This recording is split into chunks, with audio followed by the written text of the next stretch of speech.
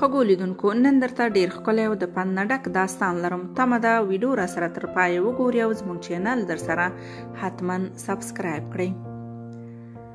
وای یو نابینا د سړک مخې ته ناست و. کچکول یې مخې ته ایښی و. کچکول تر څنګ پر ایښي تابلو یې لیکلي وو: زه ړوند یم، له ما سره مرسته وکړئ.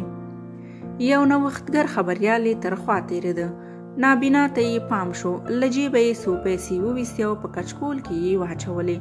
خو په همدې وخت کې د نابینا د اجازې پرته د هغه تابلو را واخیست.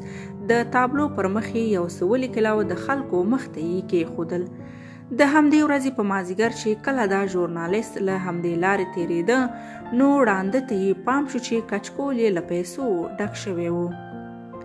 نابینا چې خبریال یې د هغې د پښو له قدمونو پیژنده، پوښتنه یې ورڅخه وکړه چې سهار دې د تابلو په اخیستلو سره څه وکړه.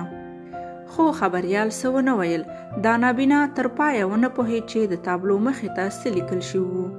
خو کله یې له یو بل کس څخه چې د نابینا تر څنګ تېرېده د تابلو د لیکنې په اړه ورڅخه وپوښتل، نو لاروی ورته وویل: بابا جانه، ستا په تابلو یوه ډیره دردونکې جمله لیکل شوې ده چې د هر لاروي پام ځان ته اړوي او هر لاروي ته ډیر ژور خفګان ورکوي.